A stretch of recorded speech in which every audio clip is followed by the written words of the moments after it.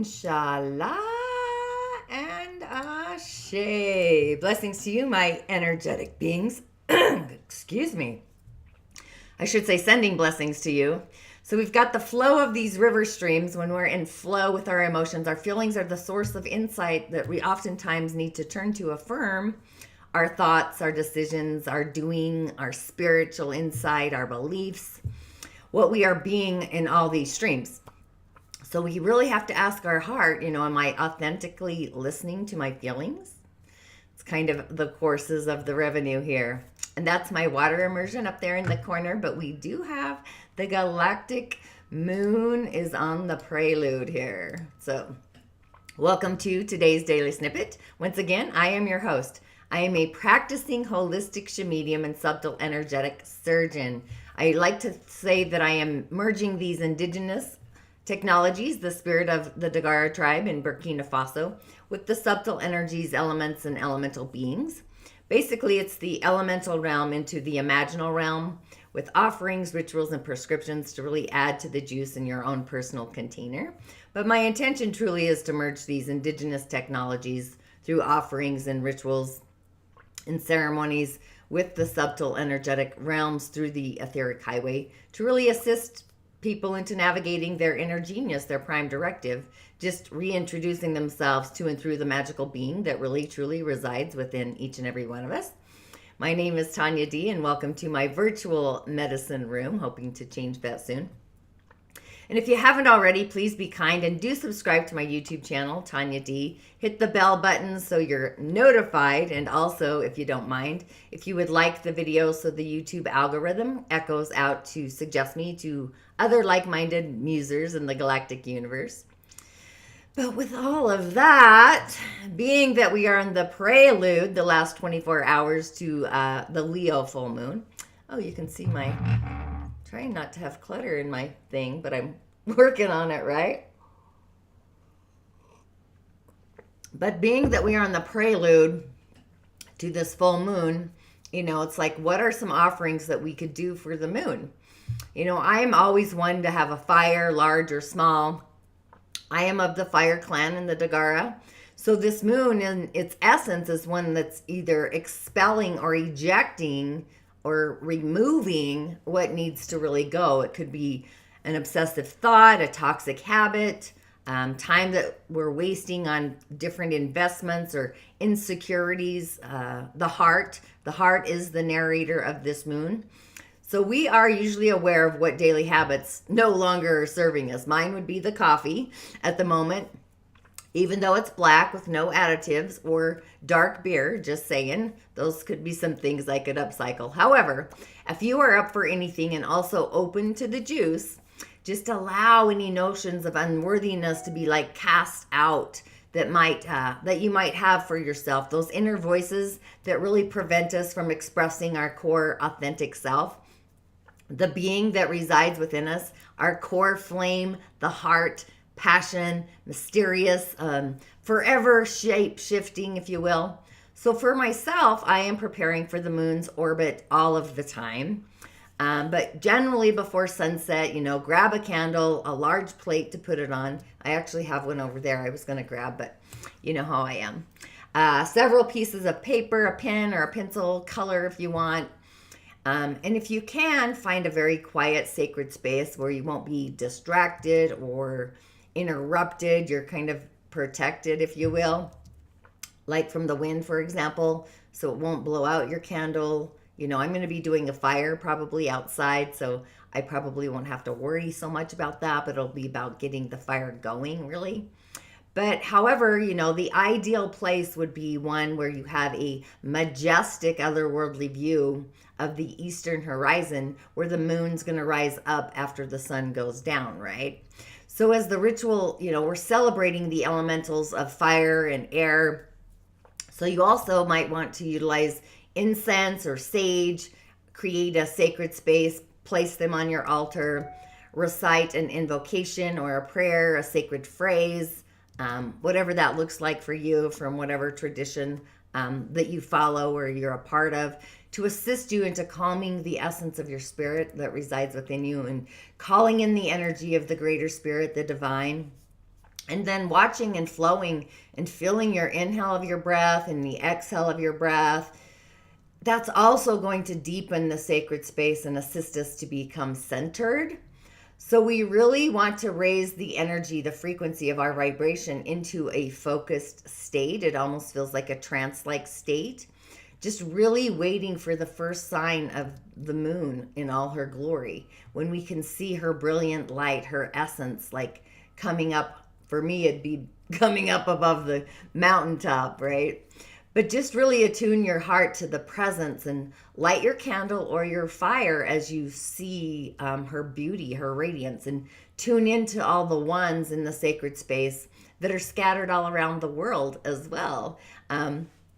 Like who are also lighting a candle to celebrate the full moon or a fire. Like how many thousands and hundreds of flickering light is going to be on the earth plane, or hundreds or thousands of altars that the moon herself could be seeing this night, right? So with that peripheral image in your third eye there, it's like the dance between Leo and Aquarius, and just feeling ourselves as one creative, united, collective energy with the world in a way where spirit is actually revered, like reverence, like this affection for the earth herself in her glory as well. Humanity even, that's kind of where I go to. And of course, the galactic corridor, the starry cosmos. So as you were to light your incense or your sage, which I do quite often, just inhale the sacred energy, even geometry, if you will, of the atmosphere. And it kind of transports us on this smoky, elevated essence. So the heart of our ritual should actually be very personal in our container. I always like to put my left hand on my heart and observe aspects of my life with an eye, my eye in the sky, if you will, to what in essence is the challenge or the obstacle that's in the way for me to be my authentic true self, from flaming out into my radical brilliance, my radical light, if you will, in all its essence and beauty. Perhaps, sometimes we're plagued with doubts about the value of our work, maybe, or we're filled with these unreasonable fears, false evidence affecting our reality. Maybe we have persistent feelings of anxiety, if you will. It could be that we've been held onto even anger over a situation that was unfair for way too long. A person might have slighted us or pulled the rug out from underneath us. And oftentimes, negative habits persist. They block us from accomplishing what our heart truly desires. So it's like what we resist persists. So then we procrastinate on fulfilling what we sense is our soul's prime directive, our purpose, our inner genius. We ignore friendships. We get swamped by the niceties of life, if you will, and we forget the deeper side of life, the depths of the ocean. So I would choose one or more of these traits, behaviors, or actions that you really want to expel, like banish, if you will, outside of yourself. I would write them down on a piece of paper and folding them up in the palm of your right hand and place your left hand over it and say, "Be gone in the fire, be gone in the air." And then burn the piece of paper in the candle flames, or for myself, I'm going to be using a fire. But if you do use a candle and it's on a plate, just make sure that the plate catches the ash, the burning paper. But yeah, I'll be doing a fire ritual myself.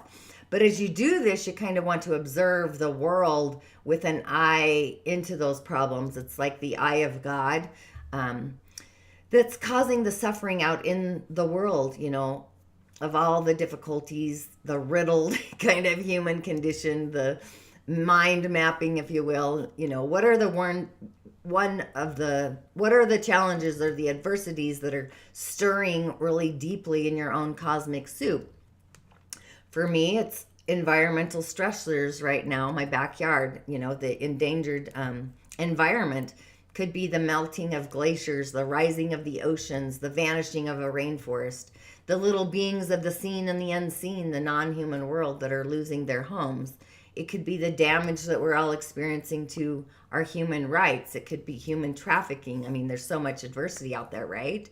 It could be the refugees fleeing Maybe it's the lack of treatment for the mentally ill, which are actually the mentally wise. They're otherworldly.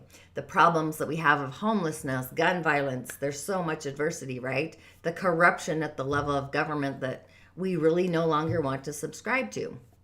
That would be another one for me. However, just choose what you feel the most strongly about, write it on a piece of paper, fold that up into your right hand, and then place your left hand over it.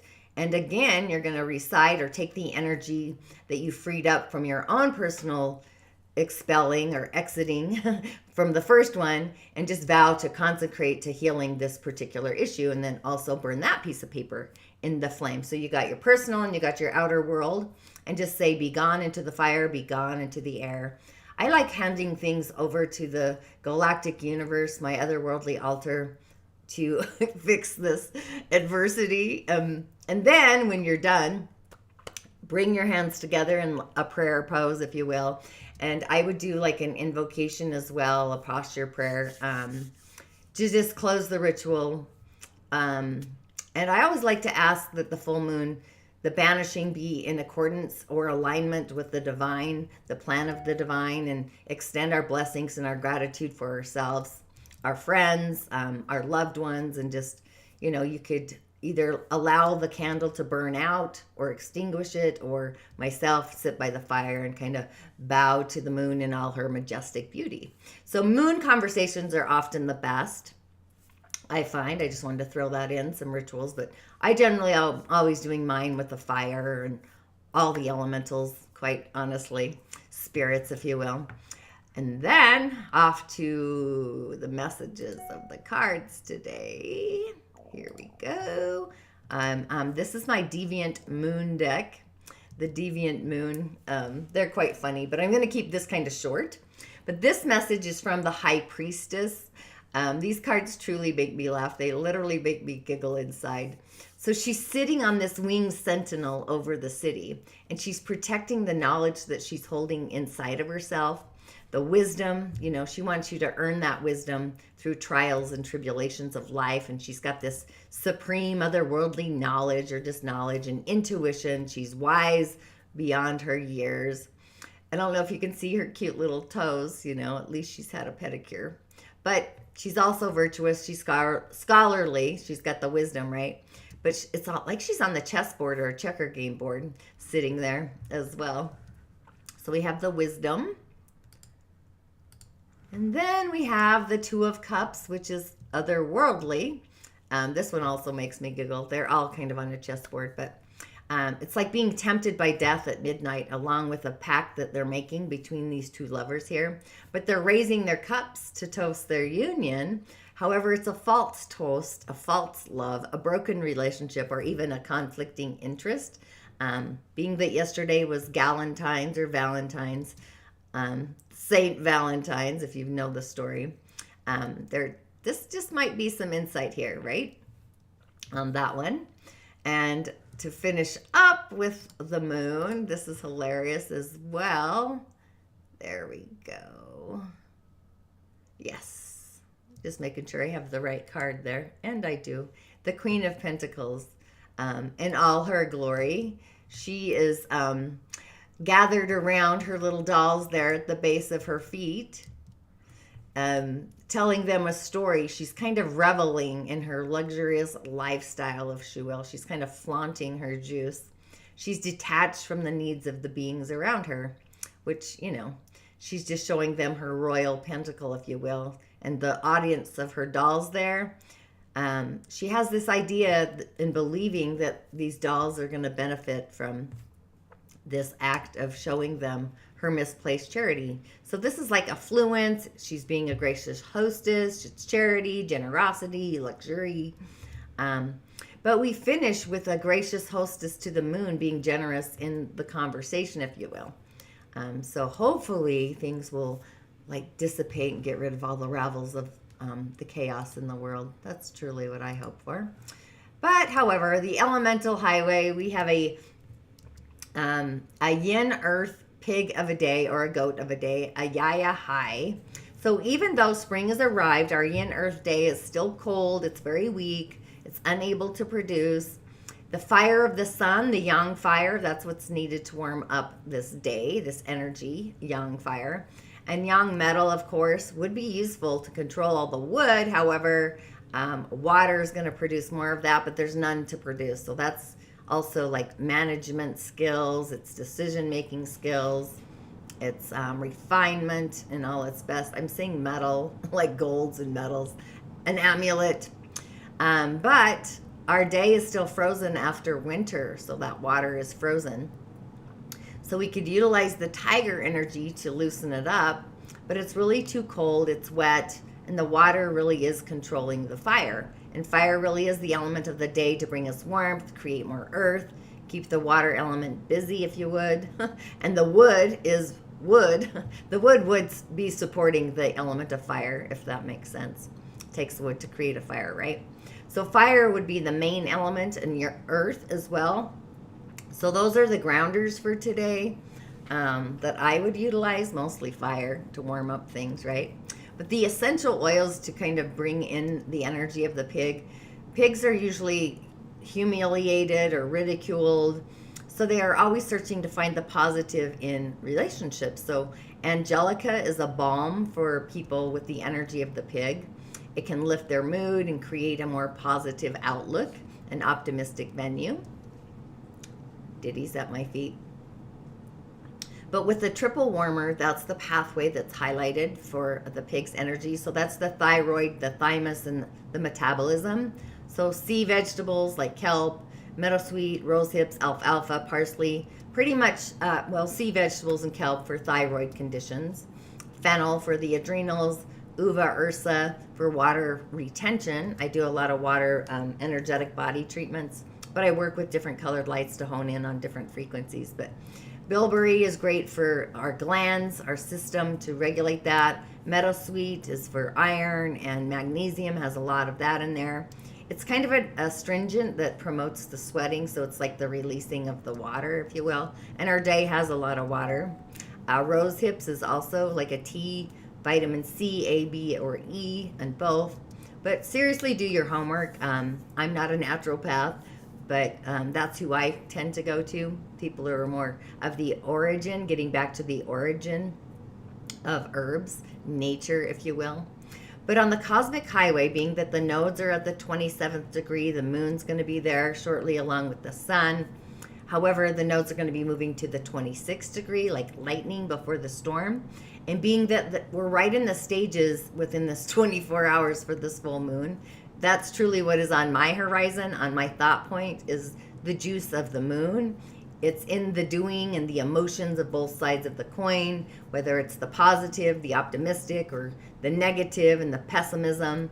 You know, negative is definitely going down the rabbit hole into anger and aggression and being impatient, where a positive would be the doer. It's in the doing, the positive actions, the courage, having willpower, self-esteem, the strength to power on, being determined, you know, being in it to win it. It's that positive attitude in life. So the best thing for this magical moon is to really gravitate to a meditation first. And my musing moon meditation is in the corridor for your listening or your viewing. You can decide, but totally take the time and the space to really ground yourself. And thinking before the doing, it's the cause and the effect creates the outcome. So when we feel the gaze of the moon upon us, we can sense that she is like tuned into us. And that's when we can act and start the flame or the fire.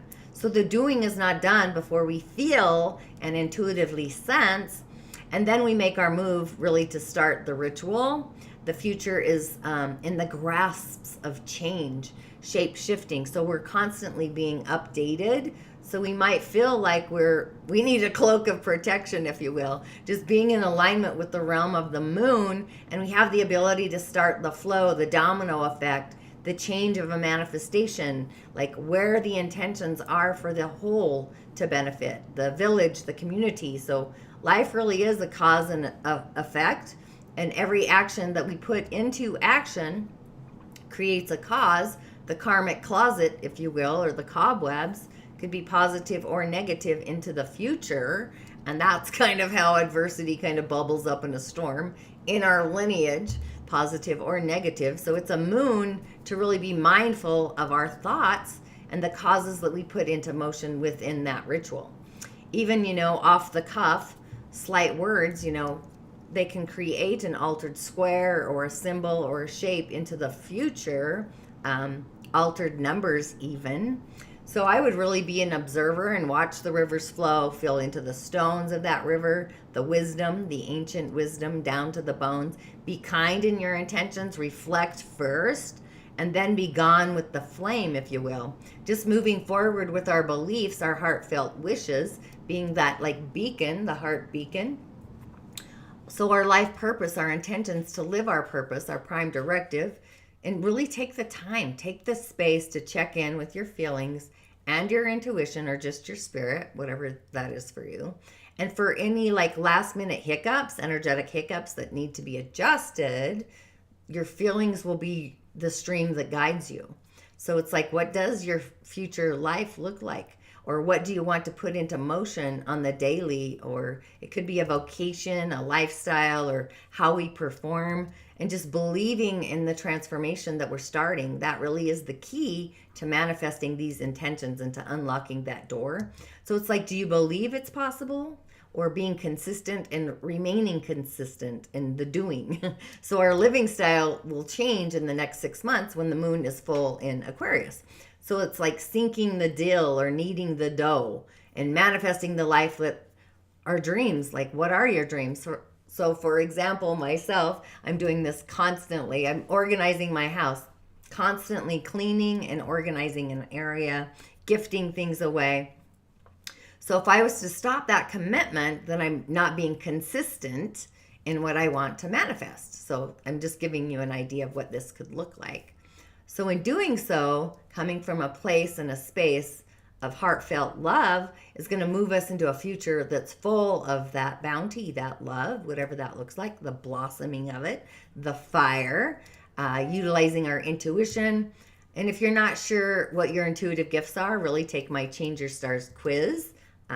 Give you some insight into that. And just know that tuning into our intuition, that's the grid that's going to show us what is off. It's going to feel strange. It's not necessary to act on an out of the blue offer. We don't really have to respond to anything that doesn't feel good. Taking time and space before we respond, act, commit, that is something, I'm a reflector. Waiting 30 days is a thing, let me tell you. So anything that doesn't feel good in my chalice, my beingness, or that our spirit self isn't sensing is good for us, really just take a breath and take a pause and try not to react. It's like getting out of that space and taking your own sacred space and just being in the frequency of up-leveling or upcycling our being, our essence, and choose the higher octave vibrations, the ones that are peaceful to your essence, your being, the ones that are loving to the skin that you're in, the ones that really reign in heartfelt joy. So with our root center online, the fire element, the air, part of the mineral and the metal clan, the physical creations of the elements, the sounds, it's like the charging of our root center, the crown and the sacral, and really grounding into our intentions to take rootedness, to manifest into the earth star, create matter, energy to matter. So we have these heartfelt synchronizings from the eye of God, if you will, through those glasses. Pink is a combination of our soul's harmonic, the crown and the root. White and red create pink, right? So that creates the soul's harmonic. So we really got a lot of juice that's open for us to utilize if we're willing to open the door and dive in with our juice, I guess, with our ingredients. But I would finish with the sound of Lam to root in our intention. If you need guidance from spirit, the sound of Ong, that will assist you. And I have all these sounds in the show notes. And if your feelings are wonky or off grid, they're not flowing, choose the Vam to bring some peace to your flow. And I would affirm that I'm taking action today in my heart's authentic desires, like not what's outside of us, but what's inside of us, like really what lights up our own inner star, if you will, our stargate. So it's like, where does our heart resonate into the future? Or what do you belong being or doing in that future? So we have then this essence to create, to make material our manifestations with this moon all the way down from the crown, all the way down into the root, past our heart's desires to manifest into the Earth star. So we have this grid to pull us forward where we can get rid of all the debris that's we're getting rid of. So with all of that, it really is it's an exciting year to have this happen right now at the galactic gate. So with that, InShalla, Ashe, I'm excited to hear all of the magic that you're going to create with the juice of this snow moon. Take notes, do a journal, write it down, and literally write down where you see yourself in the next 6 months, whether that's a new car, a new bathroom, a new job, a new career space, whatever that is that really lights up your heart. And again, with all that, I'll see you on the other side. Blessings to you. Thanks for tuning in and listening. I appreciate you.